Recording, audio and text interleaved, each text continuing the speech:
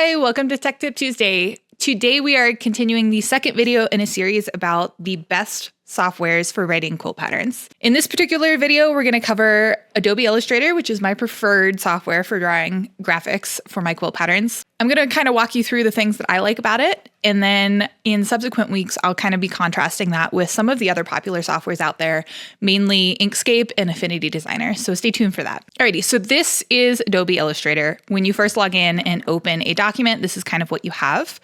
Now, one of the things that I really like about Illustrator is that you can fairly easily customize this interface. So this is kind of my default one that I've customized slightly, but it's basically just a spin off of the automations workspace. So this is kind of a pre-laid out workspace that'll have a lot of the things that you need for drawing quilt pattern graphics and hides a lot of the things that you don't really need, which is kind of nice because let's be honest, these interfaces can be really, really overwhelming. There's a lot of buttons and a lot of functionality in the software. Now, that being said, we still have a lot here, right? This interface is still kind of overwhelming. So that is one of the downsides of Adobe Illustrator. And this learning curve is really steep when you first get started because there is just so much on this panel as you're looking at it and trying to figure out where everything is, especially because most of the buttons aren't really colored. There's not really any indicator to you to kind of get your mind to remember what each button does. So you end up at the beginning doing just kind of like a lot of searching around in this interface, which can get annoying. But once you kind of get over that learning curve, it is really set up for high throughput, efficient workflow, which I really appreciate. Now, one option Illustrator has that I haven't quite been able to find in some of the other softwares that I've played with is the hide artboards function. So if I hit Control-Shift-H, it'll basically hide that artboard that I have. And I just have this like almost infinite, massive space to work in, right? So there's lots of real estate here to draw lots of graphics. And I don't have to worry about like running out of room on this artboard or ending up with graphics that are like off in the margins on a gray background, which just kind of messes with me as I'm trying to draw them. Now, on some of this customization of your workspace, you can go off of a preset, of course, but if the preset's just not really working for you as you open different tools and things, sometimes if they're not in my toolbar like this one is, you can undock them, right? So they'll open like that. And if it's something that you find yourself using a lot, like this transparency one I use quite a bit, I can just drag it to that toolbar and it'll remain there, which is really nice. Now, every time I reopen the software, it's going to kind of bring me back to the same state that I left it in. So once I get it customized, it's mostly going to stay that way until the software updates. Once it updates, a lot of times it's going to switch things back on you, which can be really annoying. But Illustrator has this really handy function where you can just save a workspace. And then once you do that, if it updates or if it gets changed at all, you just reload your workspace and you can kind of customize it however you want, which is really cool. Again, if you are new to quilt pattern writing, this might seem like a really fine detail and you're like, why does this matter to me? Trust me, once you get into it, it matters a lot. This is one of my favorite aspects of Adobe Illustrator. The second kind of thing that I really like about Illustrator is the shape builder function.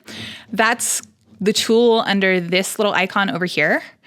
And I'm going to show you what we use this for in a minute, but this is like one of the most important tools when it comes to drawing graphics for quilt patterns, and the functionality of it in Illustrator I really, really like. Both of the other softwares that I'm going to demo have a shape builder tool. In fact, most of them will, but the way that it functions in Illustrator in particular is really, really efficient. So let me demo what this tool does. We're going to start by just kind of drawing a half square triangle shape.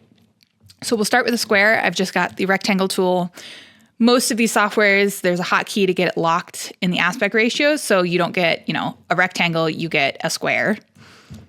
And then I'll just get a line tool and I'll draw diagonal to diagonal, just like that. But if I kind of select these things, I still have a square and a line, right? So if I wanted to color this thing, we're going to end up just, coloring the whole square. So it's a square with a line through it instead of like a half square triangle where you've got two different colors on each side of that line. So that's where the shape builder tool comes in. We can highlight this whole entire object and select the shape builder tool.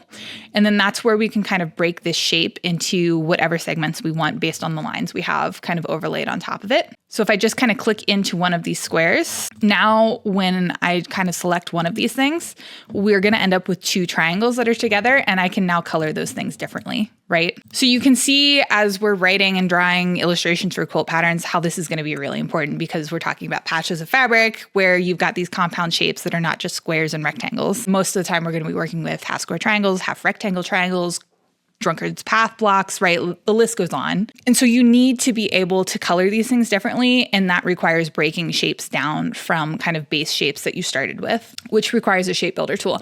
Now, the thing that I really like about the way that this works in Adobe Illustrator is that if I selected this whole thing kind of like we did earlier, right? All I have to do is click the shapes that I want to individualize. That's it. Some of the other softwares, which you'll see in subsequent weeks, it's a little bit more complicated than that. The other thing is that if I want to make a split quarter square triangle, right? So maybe I'll draw another line across it just like that. Now, if we left it like this, we would have 4 patches and they'd all be different colors. But if it's a split QST, I want one of these to basically remain whole, and then the other 2 are going to be different colors. So you basically get 3 fabrics within a patch. If I go ahead and select everything and get my shape builder tool, in order to join up those 2 alternate patches to color them something different, all I have to do is click and drag and it'll combine them. And again, the value of this may not hit home to you right now, but it will make a lot more sense when I demo the other 2 softwares, because that function, just like joining 2 shapes together, is a lot less intuitive and a lot more complicated in some of the other softwares out there. So this is a real benefit of Illustrator and one of the things that I really appreciate about it. Some of the other things that I like is if I kind of take this whole object and start resizing it, my stroke width is going to stay the same width. And that makes it easier to get more consistent diagrams versus, again, some of the other softwares, your stroke width will actually scale with the size of the object that you've created. So if you make it smaller, your stroke width gets thinner as well, to the point where like you can't even see the lines in your diagram anymore. And this is just like a default option of Illustrator. You may be able to change that in some of the other softwares. I haven't played around with that too much, but the fact that this is just the normal functionality of the software for me is a really big benefit. If you're not familiar with kind of vector graphics speak, the stroke is just the outline around a shape. You have a stroke and a fill. So your stroke's going to be the outline. I can change the color of my stroke as well as the thickness of my stroke if I want to. And then you have the fill, which is what the interior of the shape is colored, right? And we can control that separately as well. One of the other features that you'll find yourself needing a lot in Quilt Patterns, or at least if you write them the way I suggest you write them, which is putting your dimensions on your graphics themselves rather than listing it in the text later. One of the other objects that you're really going to want is an arrow, right? We would want to have, an arrow showing this dimension and an arrow showing that dimension. And in Illustrator, that's fairly easy to get to, although it is a little bit more convoluted than I'd perhaps like. So I'm just going to drop a vertical line there to add arrows to basically both ends of this line. What we're going to do is come up and change the stroke type. And we can do that by going into the brush libraries. We're going to pick arrows, and I like the standard arrows, but we can basically scroll down here and just select whatever arrows we want. Now, these are not going to be double-ended arrows. If we wanted a double-ended arrow, we'd need to go into some of the other stroke libraries. And we can just kind of select whichever one you like the look of. Now, one of the problem with Illustrator and arrows is that they always end up massive, right? So we started with the stroke width of 1. That hasn't changed here, but I've got this enormous arrow, which I don't really want. I want it to kind of be scaled proportionate to the image that I'm working with. And to do that, you basically have to drop the stroke width on this thing like super, super small, which is a little bit annoying. I wish they were a little bit more proportional, right? This line was the same width as this line and the arrowhead was scaled proportionate, but there is a workaround. It's not too bad. So that's a single-sided arrow. If we want double-sided arrows, you can come into the special arrows and they have some options for double-sided arrows, but it's a similar state, right? It looks way too fat for what it is. So maybe 0.1 is more realistic. 0.15, right? So you kind of have to play around with it. Now, the good news is that once you have one of the arrows in your document, you can just copy and paste this thing around. You don't have to go through this process from scratch every single time, which is good. But getting there the first time around is a little bit annoying. Since we're on the topic of strokes and arrows and all of that stuff, it's a good time to talk about the ease of access to some of the stroke functions. This is another feature of a graphics program that you're going to be using quite a lot as you draw patterns, right? So common to all graphics programs, there will be kind of this end cap options for your graphics. And so if I kind of zoom in here on this corner, you can see that we actually have a little bit of it hanging off.